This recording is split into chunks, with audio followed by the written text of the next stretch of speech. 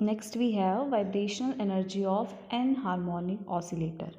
ठीक है, अभी तक जो हमने पढ़ा वो मैंने कहा था सिंपल हार्मोनिक ऑसिलेटर, लेकिन जैसा कि हमने रोटेशनल स्पेक्ट्रा में देखा था कि आइडियलिटी की कंडीशन होती ही नहीं है। हमने जैसे इसमें कहा ना रिजिड रोटेटर, फिर बाद में हमने डिस्कस किया था नॉन रिजिड रोटेटर। मतलब रिजिड रोटेटर तो एक्चुअल लाइफ में पॉसिबल नहीं है, कुछ ना कुछ उसमें नॉन रिजिडिटी होगी।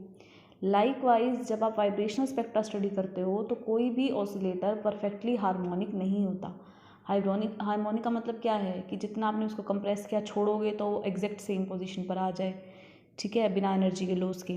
लेकिन ऐसा एक्चुअल में होता नहीं है कि कुछ ना कुछ एनर्जी ड्यूरिंग दी वाइब्रेशन जो है मॉलिक्यूल है वो कुछ ना कुछ लॉस कर देता है और सेम फ्रिक्वेंसी से वाइब्रेट नहीं करता। तो उसके कारण उसमें क्या आ जाती है, एनहार्मोनिसिटी। ठीक है, क्योंकि जैसे जैसे अगर मान लो आपने बहुत ज़्यादा स्ट्रेच कर दिया, आपके पास सिंपल है ऑब्जर्वेशन, आपके पेन में स्प्रिंग होता है, अगर आप उसको एक लिमिट तक खींचते हो तो वो अपनी पोजीशन पर वापस आने की टेंडेंसी रखता है। लेकिन अगर आपने उसको बहुत ज़्यादा खींच दिया है तो उसके अंदर एक परमानेंट डिफॉर्मेशन आ जाती है और जो रिस्टोरिंग फोर्स है उसको वापस अपनी पोजीशन पर लाने के लिए कैपेबल नहीं होता। तो उस केस में हम क्या कह देते हैं, मॉलिक्यूल या मेरा जो हमारा डायटोमिक मॉलिक्यूल है वो कैसा हो गया, एनहार्मोनिक। तो पीएम मोर्स एक साइंटिस्ट हैं थे, उन्होंने क्या दिया, एक एक्सप्रेशन दिया एनर्जी निकालने के लिए, पोटेंशियल एनर्जी निकालने के लिए, किसकी, एन हार्मोनिक ऑसिलेटर की। क्योंकि एक्चुअल लाइफ में तो हमें आइडियलिटी की कंडीशन मिलनी नहीं है, कुछ ना कुछ एनर्जी लॉस होगी, तो हमें हार्मोनिक ऑसिलेटर तो पॉसिबल ही नहीं है ना, हमें मिलेगा कौन सा, एन हार्मोनिक ऑसिलेटर। तो उसकी पोटेंशियल एनर्जी कितनी होगी, D E 1 minus exponential of A R minus R E का होल स्क्वायर।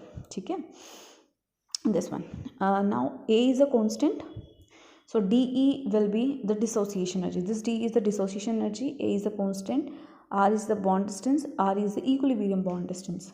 इस केस में जब आप एनर्जी निकालोगे, जैसे आपने हार्मोनिक ऑसिलेटर की देखी थी, तो हार्मोनिक ऑसिलेटर के केस में एनर्जी कितनी थी, V plus half omega e, है ना, V plus half omega e थी। लेकिन इसके केस में energy V plus half omega e नहीं हो सकती, कुछ ना कुछ कमी या ज़्यादा होगी। तो अगर आप इसको देखेंगे तो इसकी एनर्जी हार्मोनिक ऑसिलेटर से कम होगी, क्योंकि कुछ ना कुछ एनर्जी तो लॉस हो चुकी होगी। तो इसकी एनर्जी हम कैसे निकालेंगे, V plus half omega E minus sum term will be subtracted, जैसे उसके अंदर था ना डी वाली टर्म सब्ट्रैक्ट की थी हमने, d j square j plus 1 square, इसके अंदर क्या सब्ट्रैक्ट होगा, V plus half whole square omega e xi e. ठीक है, ये हमारे पास ये जो टर्म है ये एडिशनल आएगी इसके अंदर जब एनर्जी निकालोगे, किसकी, एन हार्मोनिक ऑसिलेटर की। हार्मोनिक के केस में तो सिर्फ यही टर्म थी, एन हार्मोनिक के केस में दोनों टर्म आ जाएंगी। Now this xi e is anharmonicity constant. आपको पता ओमेगा ई क्या है, वी क्या है, vibrational quantum number, omega e vibrational quantum equilibrium vibrational frequency, xi e क्या है, एन हार्मोनिसिटी कांस्टेंट है। ठीक है, so this term will give you the exact value of the energy in case of anharmonic oscillator.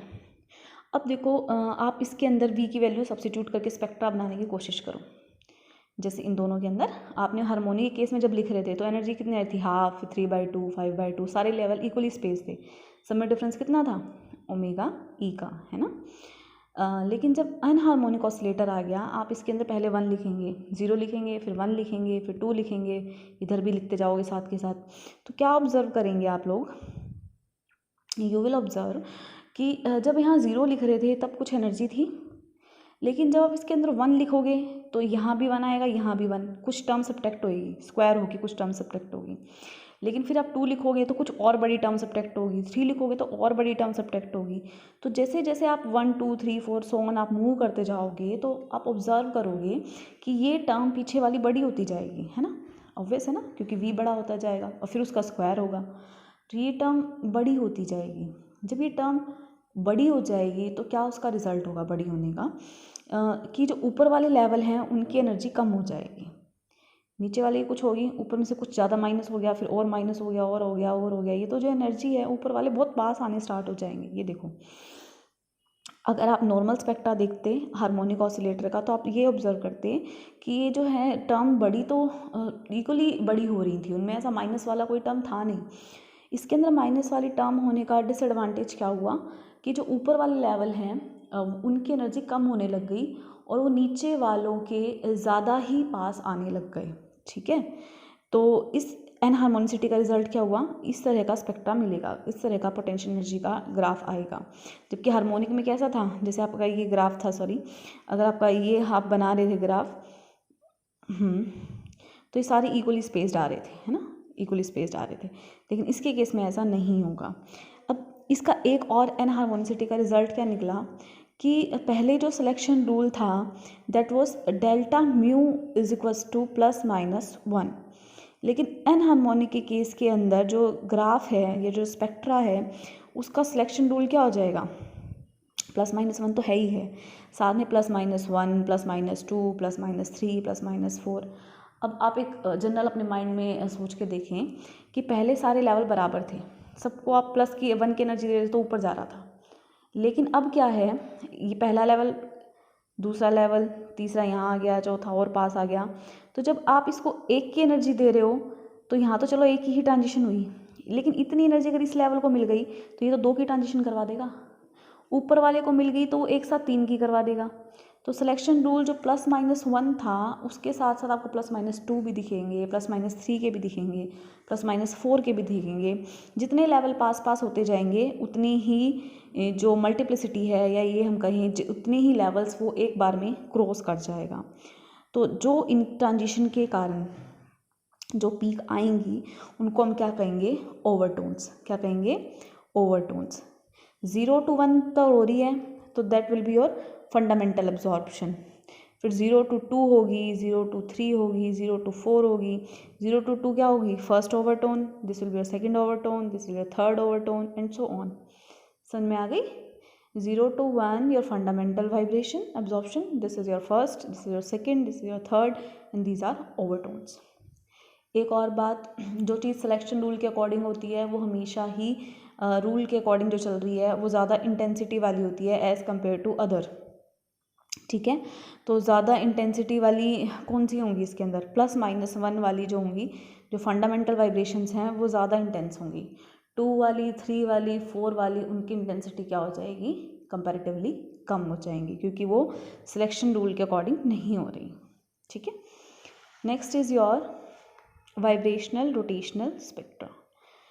देखो, जब हमारे पास liquid sample है तो लिक्विड सैंपल के अंदर तो आपको सिर्फ वाइब्रेशनल स्पेक्ट्रा ऑब्जर्व हो जाएगा, क्योंकि रोटेशनल मोशन हिंडर हो जाता है। हिंडर का मतलब, क्योंकि लिक्विड है ना तो उसकी मोबिलिटी इतनी नहीं होती कि वो वाइब्रेशनल के अंदर रोटेशनल भी करवा दे, तो कुछ ना कुछ मोशन हिंडर हो जाएगा। किसके केस में, लिक्विड्स के केस में। लेकिन जब गैशियस मॉलिक्यूल हैं और वो एकदम कम्प्लीटली फ्री पड़े हुए हैं तो आप उसके मोशन को हिंडर नहीं कर सकते।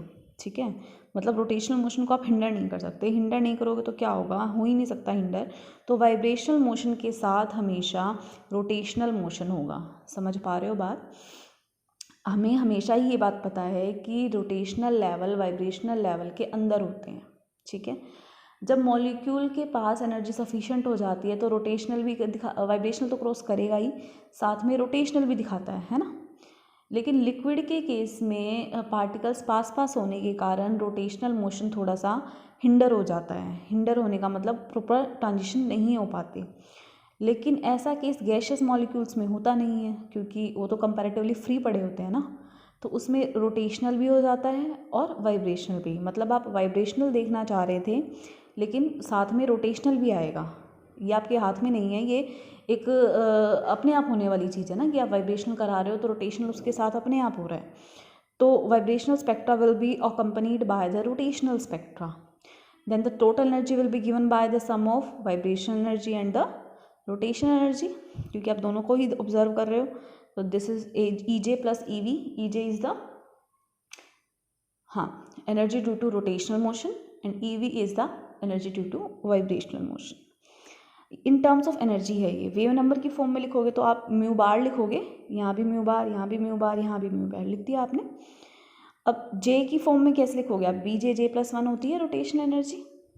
वाइब्रेशन अभी आपने देखी, यहाँ लिख दिया आपने। जो डी वाली टर्म थी वो छोटी थी बहुत, तो उसको हमने नेग्लेक्ट कर दिया।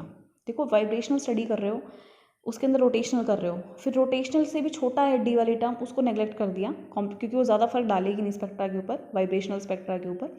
इसलिए तीनों टर्म ले ली, BJ+1, दिस एंड दिस। अब जब आप डेल्टा निकाल रहे हो तो क्या करते हो, अपर माइनस लोअर। अपर वाले लेवल्स का नाम क्या रख दिया, जे। जैसे जे अगर लोअर लेवल है तो जे से कहाँ ट्रांजिशन हो रही है, जे डैश में। वी से कहाँ ट्रांजिशन हो रही है, वी डैश में। तो यहाँ हमने क्या किया, जे डैश लिख दिया, इसकी जगह वी डैश, यहाँ भी v dash minus this term. Delta निकालने के लिए यही करते हो, अपर माइनस लोअर। अपर वाले का नाम जे डैश या वी डैश और लोअर वाले का नाम जे और वी। तो अब इसके ऊपर हम लगाएंगे कंडीशंस। कंडीशंस कैसी, क्या कंडीशन लगाओगे इसके ऊपर कि पहली कंडीशन ये है कि हमने वाइब्रेशनल ट्रांजिशन स्टडी करी है कहाँ से, 0 to 1। क्योंकि देखो अगर आप इसको स्टडी करोगे तो बहुत कॉम्प्लिकेटेड हो जाएगा, क्योंकि जे भी वेरी कर रहा है और वी भी। अब मैंने अपने आप को रिस्ट्रिक्ट कर दिया कि मैं सिर्फ एक का केस पढ़ूंगी और बाकी जनरलाइज करूंगी। मतलब 0 to 1 में जा रहा है पार्टिकल, 0th लेवल से 1st लेवल में, कौन से के, वाइब्रेशनल के। मतलब वी डैश आपका 1 है और वी आपका 0 है। जो मॉलिक्यूल है वाइब्रेशनल ट्रांजिशन उसकी आप 0 to 1st लेवल की स्टडी करोगे, ठीक है। ये रही 0 to 1st लेवल की। तो आप 0 to 1st की जब स्टडी करोगे तो वी डैश की जगह पर 1 लिख देना और वी की जगह पर 0। इसको आप सोल्व करोगे, क्या कैसे लिख के, v dash is equal to 1 और वी इक्वल टू 0। जब इसको सोल्व करोगे तो आपके पास ये टर्म आएगी, आप इसको सोल्व करके देखना, ये टर्म आएगी b j dash minus j, j plus j dash plus 1 plus 1 minus 2 xi e omega e, ठीक है। ये है हमारे पास। फिर देखो फर्दर हमने इसमें क्या किया, जो हमारे पास 1 माइनस 2 जाई ई ओमेगा ई था, इसकी जगह पर हमने क्या लिख दिया, वैल्यू सब्स्टिट्यूट कर दी ओमेगा नॉट, ठीक है। ये तो हमारी मर्जी है ना, हम इसको कॉन्स्टेंट कंसिडर कर सकते हैं। हमने इसकी जगह पर क्या लिख दिया, ओमेगा नॉट। अब ये टर्म ओमेगा नॉट हो गई, ये टर्म ऐसा चल रही है हमारे पास। अब हमारे पास दो चीज़ें हमने स्टडी करनी है, एक अब्जॉर्प्शन की कॉरस्पॉन्डिंग, एक एमिशन की। अब्जॉर्प्शन का मतलब क्या है कि मॉलिक्यूल जे से जे डैश में जाए, 0 to 1 में जाए, ठीक है। तो क्योंकि हमें याद है और रोटेशनल के यही सिलेक्शन रूल था ना, +-1। तो यहाँ हमने +1 के हिसाब से देखा तो जे डैश से बड़ा होगा जे से, तो जे डैश माइनस जे कितना हो जाएगा, 1, क्योंकि एक ही का डिफरेंस रखना है। तो j dash is equal to j plus 1। आप जे डैश की जगह पर जे प्लस 1 लिख के इसको सोल्व करेंगे, वैल्यू आएगी omega not plus 2b j plus 1। Similarly जब डेल्टा जे -1 होगा तो क्या होगा, तो हमारे पास j dash minus j will be -1। आप इसको सोल्व करोगे सेम चीज़ आएगी, यहाँ b था 2b जे प्लस 1 था, यहाँ कितना आ जाएगा -2b जे डैश प्लस 1। करना क्या है आपको, एक बार आपने डेल्टा जे +1 लेना है, एक बार आपने डेल्टा जे -1 लिखना है और उसके बाद ये दोनों एक्सप्रेशंस को लिख लेना है हमने वैल्यूज़ को सब्स्टिट्यूट करके। अब बाद में जैसे हमने यहाँ पर सब्स्टिट्यूट किया था ना, 1 माइनस 2 जाई ई ओमेगा ई को ओमेगा नॉट, उसी तरह हमने अब क्या किया, पुट कर लिया किसको, जे प्लस 1 को, या जे डैश माइनस जे डैश प्लस 1 की जगह पर एम जो है वो क्या है, जे प्लस 1 और माइनस जे डैश प्लस 1, ठीक है।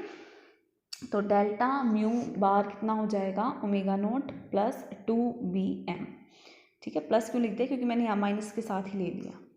अब जब आप j को 0 लिखोगे तो m कितना आएगा 1, यहाँ लिखोगे तो -1, फिर 1 लिखोगे तो यहाँ 2, यहाँ -2, तो वैल्यू क्या आएंगी, +1 +-1 +-2 +-3 +-4 एंड सो ऑन। लेकिन आपको m 0 नहीं मिलेगा कभी भी, क्यों, क्योंकि m की जो वैल्यू है उसमें +1 है कुछ ना कुछ, है ना, j + 1 या माइनस ऑफ j डैश +1, ठीक है। तो ओमेगा नॉट नहीं आएगा, ओमेगा नॉट नहीं आएगा, इसका क्या मतलब है, बैंड में सेंटर नहीं आएगा, ओमेगा नॉट डिसअपीयर हो जाएगा ना, तो बैंड जो बनेगी उनमें सेंटर नहीं आएगा। स्पेक्ट्रा आएंगे, स्पेक्ट्रा में क्या आएंगी, लाइन्स आएंगी, इक्वली स्पेस्ड लाइन्स आएंगी, और वो कहाँ होंगी lines, both sides of the spectra. जब आप इसको +-1 +-2 +-3 लिखोगे तो क्या आएगी, दोनों तरफ लाइन्स आएंगी और उसकी वैल्यू कितनी हो जाएगी, 2b, ठीक है। 2b से लिख सकते हैं आप इसको। Now what are the p, q and r branches of the vibrational rotational spectra. जो वाइब्रेशनल रोटेशनल स्पेक्ट्रा हैं उसकी आपने p, q और r ब्रांचेस को देखना है। डेल्टा j में भी -1, 0 और +1, ठीक है। जब -1 है इसका मतलब frequency lower than fundamental frequency, delta j की वैल्यू, +1 है तो हाइयर, और जब 0 आ रही है वैल्यू, ये है ना हमारे पास ये तीनों वैल्यूज थी यहाँ से, तो हमारे पास उसके अंदर क्या आएंगे, वो ट्रांजिशन जिसके अंदर रोटेशनल मोशन नहीं हो रहा। देखो फैक्ट है ना ये तो, क्योंकि रोटेशनल का केस क्या था, डेल्टा जे शुड बी +-1। जब डेल्टा जे आप जीरो लिख रहे हो, इसका मतलब उसके अंदर क्या नहीं हो रहा, रोटेशनल मोशन नहीं हो रहा। जीरो का मतलब तो यही है ना, वो वहीं रह रहा है। प्लस का मतलब वो ऑब्जॉर्व कर रहा है, हायर फ्रिक्वेंसी पे जा रहा है, और माइनस का मतलब लोअर फ्रिक्वेंसी पे जा रहा है, PQR ब्रांचेस के अंदर। तो ये देखो, ये है हमारे पास, ये आपने वाइब्रेशनल लेवल बनाए पहले। ये वाइब्रेशनल जो लेवल है जीरोथ वाला, ये वाइब्रेशनल लेवल है फर्स्ट वाला। अब हर वाइब्रेशनल लेवल के अंदर क्या होते हैं, रोटेशनल लेवल होते हैं। ठीक है, तो ज़ीरो के अंदर मान लो रोटेशनल लेवल है 0, 1, 2, 3, 4, 5, 6। ये मैंने फर्स्ट जीरोथ लेवल के अंदर रोटेशनल लेवल बना दिए। फिर फर्स्ट लेवल के अंदर भी मैंने रोटेशनल लेवल बना दिए 6 तक के। समझ में आ रही है बात। हमने पहले वाइब्रेशनल लेवल बनाए, और मुझे ये बात अच्छे से पता है, तुम्हें भी बताई गई है कि वाइब्रेशनल लेवल्स के अंदर ही रोटेशनल लेवल्स होते हैं। तो हर वाइब्रेशनल लेवल के अंदर मैंने 6 रोटेशनल लेवल बना दिए। लेकिन रोटेशनल लेवल बनाते टाइम एक बात आपको ध्यान रखनी है, वो क्या, कि जो आप रोटेशनल लेवल बना रहे होगे वो इक्वली स्पेस मत बना देना। आपने रोटेशनल स्पेक्ट्रा पढ़ा था, उसमें आपने क्या देखा था कि नीचे वैल्यू 0 थी, फिर 2B थी, फिर 4B, 8B, 12B, ऊपर जैसे जैसे जाते जा रही थी स्पेसिंग बढ़ती जा रही थी। ये देखो पहले कम है, फिर बढ़ती जा रही है ना स्पेसिंग, इसी तरह इसमें बढ़ती जा रही है स्पेसिंग। तो वो दिखाया हमने। ठीक है, अब आपने 3 मैंने बताया आपको, P ब्रांच, Q ब्रांच और R ब्रांच। P ब्रांच का मतलब क्या था, जब डेल्टा J -1 हो। Q ब्रांच का मतलब क्या था, जब डेल्टा J 0 हो। R ब्रांच का मतलब क्या था, जब डेल्टा J +1 हो। अब आप इसको कैसे लिखोगे, देखो +1 का मतलब क्या है कि 0 से कोई चीज़ शुरू हो वो 1 तक जाए, या 1 से कोई चीज़ शुरू हो वो 2 तक जाए, या 2 से शुरू हो 3 तक जाए, एंड सो ऑन।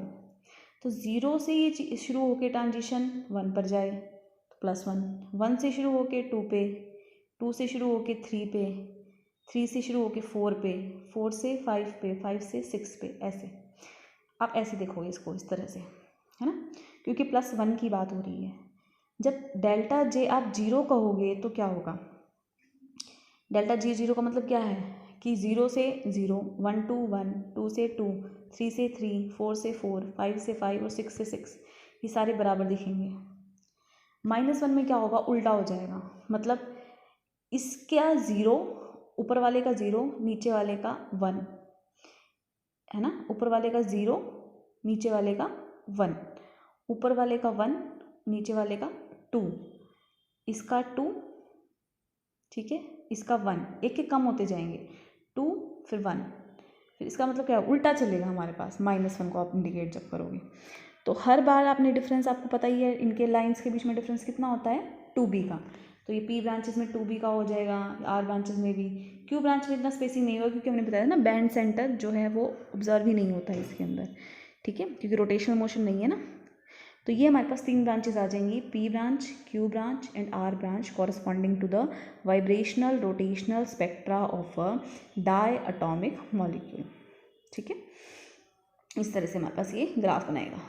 एक बार ध्यान रखना, जब भी ये पेपर में पूछा जाए वाइब्रेशनल स्पेक्ट्रा या रोटेशनल या प्योर वाइब्रेशनल, प्योर रोटेशनल, तो आप ये जो है डायग्राम ज़रूर बना के आएंगे। और ये डायग्राम बनाते टाइम आप इसको कोशिश करना पेंसिल से बनाएं, पेन से मत बनाएं, क्योंकि जब आप इसको पेंसिल से बनाओगे तो जैसे बहुत बार ट्रांजिशन दिखाते टाइम हमारे से मिस्टेक हो जाती है, 1 to 2 दिखाते टाइम एक ऊपर या नीचे चला गया।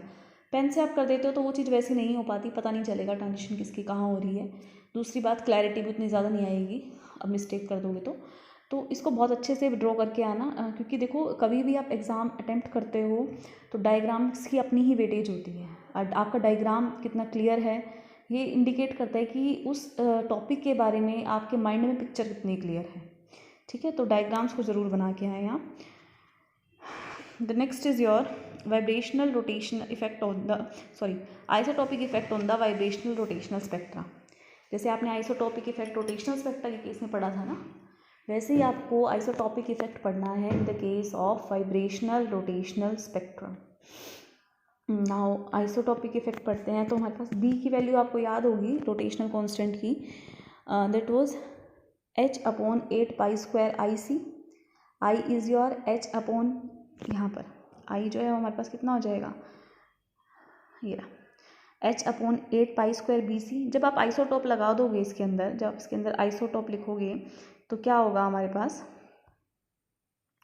आइसोटोप का मतलब, आइसोटोप का मतलब क्या है, देखो जो हमारे पास V था उसके अंदर ऐसी कोई टर्म थी ही नहीं जिसपे आइसोटोप का इफेक्ट दिखाई दे। आइसोटोप का इफेक्ट तो खाली मास के ऊपर आता है ना, उसके अंदर ऐसी कोई टर्म नहीं थी जिसके अंदर मास आ रहा हो, मास आ नहीं रहा था उस टर्म में। तो जो स्पेक्ट्रा होगा वो किसके कारण इफेक्ट होगा, सिर्फ रोटेशनल वाली टर्म के कारण इफेक्ट होगा, जो आपने लिखा था ना BJJ+1 + ½ V + ½ omega E minus V + ½ का स्क्वायर ओमेगा ई ज़ाई ई, वहाँ पर सिर्फ बी ही ऐसी टर्म होगी जो आइसोटोप के कारण अफेक्टेड होगी। ठीक है, तो I = H/8π² BC। I कितना हो जाएगा μr², where mu is your reduced mass. अगर आप आइसोटोप लगा रहे हो तो रिड्यूस्ड मास की वैल्यू चेंज होगी, है ना, रिड्यूस्ड मास की वैल्यू चेंज होगी। जैसे मान लो मैं HCl का स्पेक्ट्रा देखती हूँ, तो HCl के स्पेक्ट्रा के अंदर क्लोरीन के 2 आइसोटोप ले लिए मैंने, 35 वाला और 37 वाला, तो क्या हो जाएगा, स्पेक्ट्रा तो इसी टाइप का आएगा लेकिन हर लाइन डबलेट दिखाई देगी, एक 35 वाले की, एक 37 वाले की, हर लाइन डबलेट दिखाई देगी आपको। ठीक है, डबल डबल दिखाई देगी, ये आइसोटोप का इफेक्ट आएगा in the case of vibrational rotational spectra. Now the next thing is कि आप जब पढ़ते हो ये वाइब्रेशनल रोटेशनल स्पेक्ट्रा या वाइब्रेशनल स्पेक्ट्रा या IR स्पेक्ट्रा, तो आपको क्या क्या इन्फॉर्मेशन मिलती है। हम कोई भी चीज़ पढ़ते हैं तो ऐसे ही तो नहीं पढ़ रहे ना, उसका कहाँ कहाँ पर उसका यूज़ हुआ, कहाँ कहाँ पर वो हमारे लिए बेनिफिशियल है, क्या क्या उसने हमको एडिशनल इन्फॉर्मेशन प्रोवाइड करवाई है, वो हमें स्टडी करना होता है। First is your calculation of the moment of inertia. जो पहली इन्फॉर्मेशन जो हमें देता है वो मोमेंट ऑफ इनर्शिया के बारे में और बॉन्ड लेंथ के बारे में देता है। हमारे पास B की वैल्यू पता है हमें, H/8π² IC होती है। अब ये देखा, ये डिफरेंस कितना था, 2B था, तो 2B की वैल्यू आप निकाल सकते हो, यहाँ को 2 से मल्टीप्लाई करोगे तो क्या आएगा, H/4π² IC, है ना। तो अगर आप H/4π² IC आप निकाल लेते हो तो यहाँ से आपको क्या होगा, आपको क्या निकालना है इसके अंदर, मोमेंट ऑफ इनर्शिया निकालना है ना। मोमेंट ऑफ इनर्शिया निकालना है तो कैसे निकाल सकते हो, I निकाल सकते हो आप यहाँ से। अगर आपको ये फ्रिक्वेंसी सेपरेशन पता हो, 2B पता हो, तो आप I निकाल सकते हो। I पता है तो आप I = μr² से, μr² से आप क्या बता सकते हो कि बॉन्ड की लेंथ कितनी होगी, R की वैल्यू कितनी होगी। तो नेक्स्ट है हमारे पास कैलकुलेशन ऑफ फोर्स कांस्टेंट। आप फोर्स कांस्टेंट भी निकाल सकते हो, कैसे, फोर्स कांस्टेंट आपने अभी मैंने बताया था, जो रिस्टोरिंग फोर्स है that is proportional to -kx। ठीक है, और k क्या है, फोर्स कांस्टेंट। ठीक है, उसकी वैल्यू आप कैसे निकाल सकते हो, यहाँ से देखो, ओमेगा ई = 1/2π √k/μ। आप k के लिए सोल्व करो, स्क्वायरिंग बोथ साइड, ये टर्म आ जाएगी। यहाँ पर आप म्यू की वैल्यू लिख के क्या निकाल सकते हो, फोर्स कांस्टेंट निकाल सकते हो। ठीक है, हमारे पास F = -kx था, ओमेगा ई हमें पता था, ओमेगा ई से हमने k निकाल लिया, उस k से हम फोर्स कांस्टेंट, k क्या है हमारे पास, फोर्स कांस्टेंट। लास्ट जो है आप इसकी थर्ड एप्लीकेशन है that is the calculation of equilibrium dissociation energy.